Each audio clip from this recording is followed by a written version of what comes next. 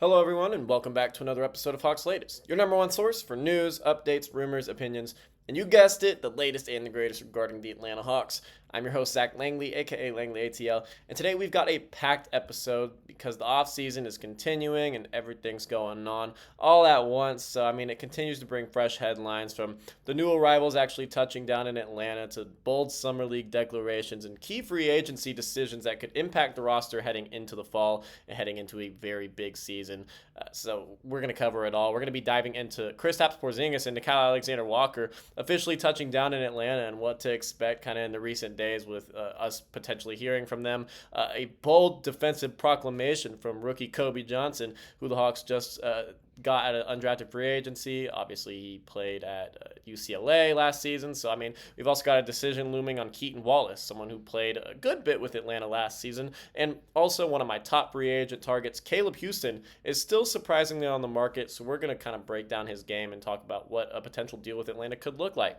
So, without further ado, let's get into it. And we're going to start with some exciting updates on the newest faces in the Hawks organization.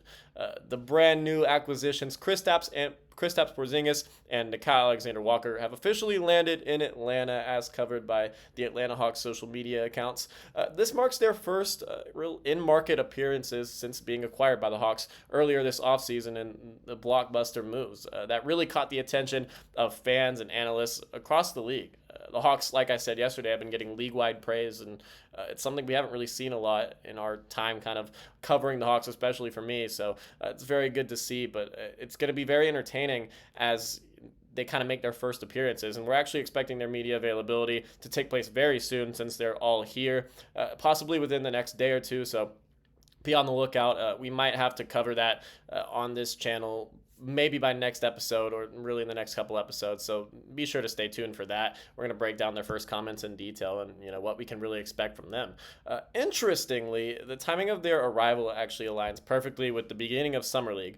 So if you're unaware, Summer League has been going on in California over the past couple of days, and that's going to conclude soon as Las Vegas Summer League actually begins on Friday, and the Hawks are going to play their first game against the Miami Heat at 5 p.m. Actually at around like 4:30, I believe. So if you remember a few years back when the Hawks had acquired DeJounte Murray, there was some real excitement with that team. Obviously, that didn't work out, but there was real excitement, and there was a lot of offseason hype, especially with Hawks fans. So the entire squad showed up courtside to support the Summer League team, and that was really cool to see. It was a very young Jalen Johnson with Trey and DeJounte and John Collins. That team did not work out at all, but so there's definitely a chance that we're going to see something similar this time around, maybe with Porzingis and Nickeil Alexander-Walker alongside the core group of Trey and Jalen and Reza Shea and Dyson, just, trying to build early chemistry and show early signs of unity. It's always good to see your squad showing support for the young guys in Summer League because there is a lot at stake for these guys. We've also got confirmation of their jersey numbers. To switch the topic a little bit, Kristaps Porzingis is going to wear number 8. It's the same number he wore in Boston, but his tenure with Boston was the first time he has ever worn number 8.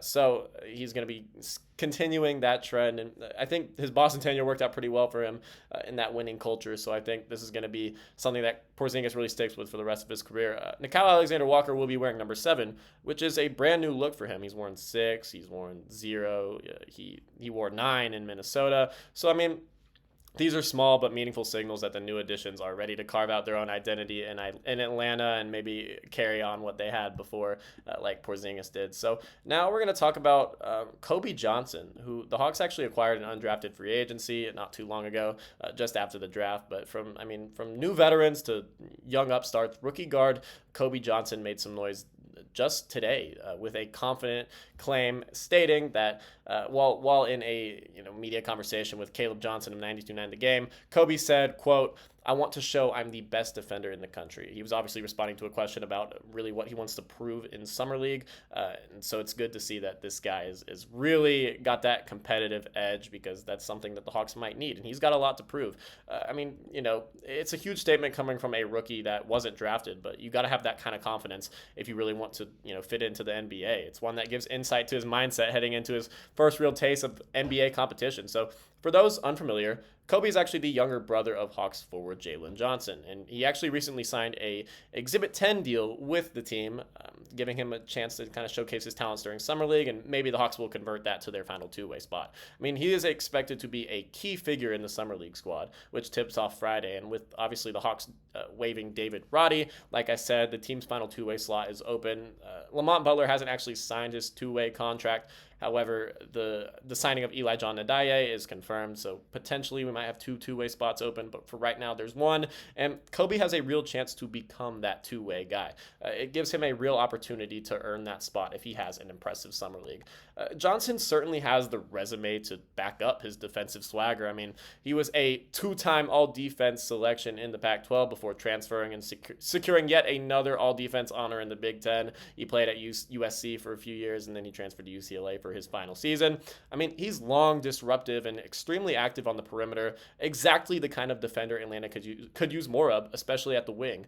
They definitely need some more wing depth, and that's going to lead me into what I talk about at the very end. However, I mean, we're going to see how that bold claim made by Johnson plays out in Vegas. Summer League this year is going to be very entertaining with Bufkin and Newell and all the other guys that Atlanta has that are trying to prove themselves and earn a spot with the team. So one thing's for sure, though, confidence is not an issue with Kobe Johnson, and he's going to have a little bit of an edge with his brother on the team. So next up, we're going to talk about Keaton Wallace. So Atlanta kind of played him at the backup point guard last season. They obviously tried with Veet, and obviously they started the season with Kobe, but he got hurt, and then Veet got hurt. So it really opened up the door for Keaton Wallace to kind of play real rotation minutes, something that he really wasn't expecting going into the season, and he played well in those minutes. He was a little inconsistent, but he was someone who showed real potential as a two-way guard. He was near the top of the rookie ladder in terms of steals and steals per game. So he's someone with real promise. We just don't know if it's in Atlanta. So the Hawks actually do have a decision maker regarding the young guard heading into the heart of offseason planning. So Wallace is currently a restricted free agent after wrapping up his rookie season with the Hawks last year. He's the brother of Keaton Wallace, from those unfamiliar. He spent time on a two-way contract. He proved himself to be a capable ball handler and, steady two-way presence. But the question now is whether Atlanta really sees him as a part of that long-term rotation or long-term plans, or if he opts for a more seasoned option, maybe with a team that doesn't have the expectations to compete as early as next season. I mean, right now, though, the front office does appear comfortable with Kobe Bufkin really taking over and progressing in that role as the backup point guard next season. Wallace isn't someone who I would expect to be in the rotation. I mean, I really hope he's not, and that's not an indictment on him. That's just kind of how it played out last season with all of the injuries, and that's not something I want to carry over into next year. Bufkin has looked pretty good when healthy. He hasn't really shown major production in the NBA. However, there are flashes, and I do see what the front office sees in him. And with, a slew of secondary playmakers on the roster, including Nickeil Alexander-Walker, who's a decent playmaker. He's good with the ball in his hands. And even, guys like Daniels and, some of the other guys like Krejci that, are able to play make. I mean, the need for another high usage ball handler isn't as urgent as some make it out to be.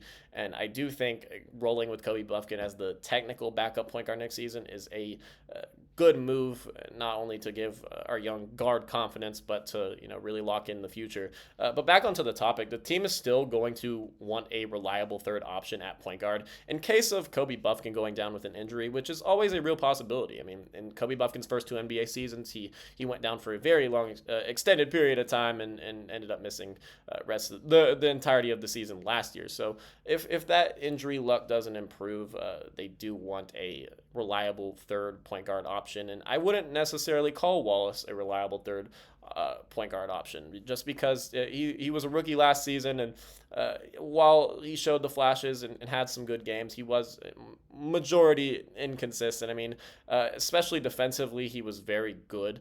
He fits well as a low usage connector, but will that be enough for Atlanta's current vision? I mean, the Hawks could very well look elsewhere. I don't think they're going to bring in a big name backup point guard, but I mean, perhaps a veteran with more, proven availability and floor leadership might be the right move for Atlanta. Whoever is the backup point guard next season, I don't think is going to have a huge role, but they probably will be at the very end of the rotation. Also Luke Kennard is someone who, he's not a point guard, but He is a real underrated playmaker, and he's better with the ball in his hands than some make him out to be. He can make the right read, so I don't think whoever is the backup point guard is going to get a lot of action next season, but I think Kobe Buffkin's the right guy for that, and Wallace being buried into that rotation isn't really beneficial for us or him. So, I mean, it's a subtle, but it is an important depth decision that could affect how solid Atlanta's guard rotation looks come October. So I would like to bring Wallace back, and he's a restricted free agent, so the Hawks do have the opportunity to match if he is made an offer, maybe by like a team like the Thunder who want to pair him up with his brother just as a chemistry boost.